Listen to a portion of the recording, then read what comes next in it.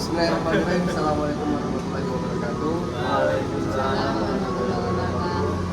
Kami di sini akan diskusi terkait tentang undang-undang terorisme. Jadi sebelum masuk ke dalam materi, kami akan memperkenalkan diri.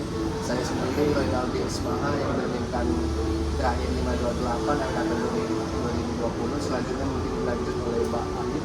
Pak. Perkenalkan, nama saya Anita, angkatan 2020 dengan NIM 304. Perkenalkan, nama saya Abdul Wafi Ali dengan FNM 093 angkatan 2021. Perkenalkan, saya Muhammad Rozikin dengan NIM 2021 074. Perkenalkan, nama saya Farid Hidayat, NIM 2021 104. Perkenalkan, nama saya Fauzan Ansari, NIM 2021 080. Nama saya Muhammad Dafransa, saya NIM 2020 dan NIM 563. Perkenalkan, nama saya Zulfa Adila Itkawati dengan NIM 2020 dengan 576. Baik, di sini akan kami mulai diskusi. Untuk pemateri yang pertama akan disampaikan oleh saudara Farid. Baik, di sini ada beberapa ciri-ciri teorinya kan. Nah, teori yang pertama ini teori pembalasan kekuasaan hukum. Undang-undang ini menegakkan kembali otoritas negara dalam menegakkan hukum dan ketertiban sanksi pidana yang berat terhadap pelaku. Terorisme adalah bentuk pembalasan negara atas upaya mereka untuk merusak kekuasaan hukum. Salah satunya adalah hukuman mati. Salah satu bentuk paling ekstrim dari teori pembalasan adalah hukuman mati. Hukuman mati dapat dijatuhkan untuk tindakan terorisme yang mengakibatkan kematian massal atau kerusakan yang sangat luas. Mungkin untuk pemateri kedua akan disampaikan oleh Mbak Anifah. Untuk kode teori kedua, itu teori kompensasi keuntungan. Meskipun tidak secara eksplisit, undang-undang ini mengandung unsur kompensasi. Hukuman yang dijatuhkan pada pelaku terorisme dapat dianggap sebagai cara untuk menghilangkan keuntungan yang mereka peroleh dari tindakan terorisme. Selanjutnya akan disampaikan pemateri oleh Mas Farid. Baik, dalam teori yang akan sampaikan itu teori melenyapkan akibat perbuatan melawan hukum. Teori ini bertujuan untuk melenyapkan dampak negatif dari tindakan terorisme, baik secara fisik maupun psikologi. Hukum yang berat diharapkan dapat mencegah terulangnya hal serupa. Dalam teori hukum, teori kuasalitas atau hubungan sebab akibat antara perbuatan melawan hukum dengan kerugian yang timbul menjadi syarat penting untuk menentukan tanggung jawabnya. Lalu teori imputasi yang dimana penjelasannya dalam beberapa kasus tanggung jawab dapat dibebankan pada pihak lain selain pelaku langsung, misalnya atas terhadap bawahannya.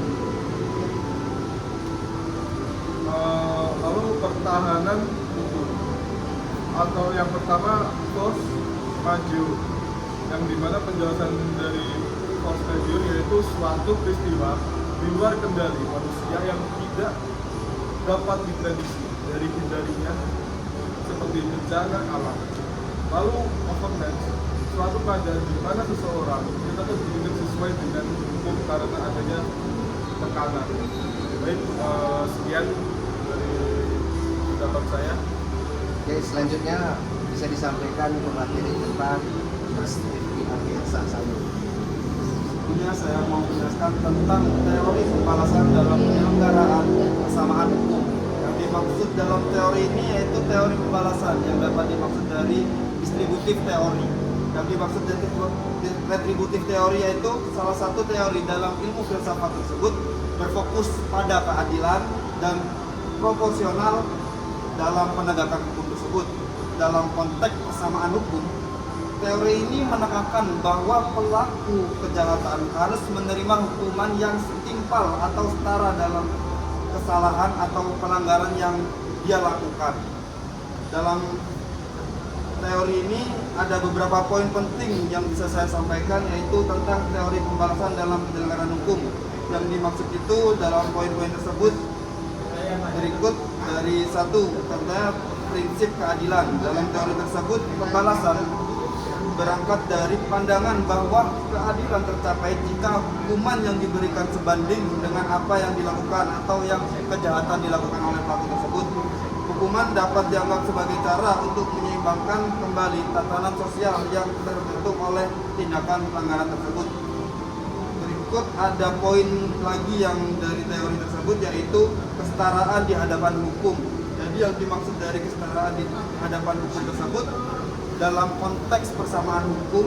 Jadi teori ini pembalasan memastikan bahwa semua orang atau terlepas dari status ekonomi, sosial maupun latar belakang lainnya mendapatkan perlakuan yang sama dari hadapan hukum. Pelaku dengan tingkat kesalahan yang sama harus mendapatkan hukuman yang setimpal dengan apa yang diperbuat. Yang berikut yaitu poin tanggung jawab individu. Pada poin ini tanggung jawab individu termasuk menekankan pentingnya tanggung jawab individu atas perbuatannya. Jadi yang dimaksud itu hukuman yang diberikan bukan untuk mendidik atau seperti pada teori rehabilitasi yang tujuannya ini untuk mencegah atau melainkan berdasarkan balas adil atau pelanggaran hukum yang dilakukan tersebut. Berikut poin yang akan disampaikan oleh teman saya yang bernama Zulfa. Yang keempat yaitu pencegahan diskriminasi dalam menyelenggarakan persamaan hukum. Teori ini membahas mencegah diskriminasi atau perlakuan tidak adil karena hukuman yang dijatuhkan tidak didasarkan pada faktor subjektif, melainkan pada kesetaraan nilai kesalahan dan hukuman. Yang kelima yaitu ada kritik terhadap teori pembalasan. Yang pertama yaitu kaku dan kurang fleksibel. Teori ini dianggap terlalu fokus pada balasan tanpa mempertimbangkan tujuan rehabilitasi atau pemulihan korban. Yang kedua yaitu kurang memperhatikan faktor sosial. Faktor-faktor seperti kondisi sosial, psikologis atau ekonomi pelaku sering diabaikan. Yang ketiga yaitu tidak selalu mencegah kejahatan. Hukuman yang setimpal belum tentu mencegah pelaku atau orang lain untuk melakukan kejahatan serupa di masa depan. Dalam praktik hukum modern, teori pembalasan sering dikombinasikan dengan teori lain seperti teori pencegahan dan teori rehabilitasi untuk menciptakan sistem hukum yang lebih adil, manusiawi dan efektif.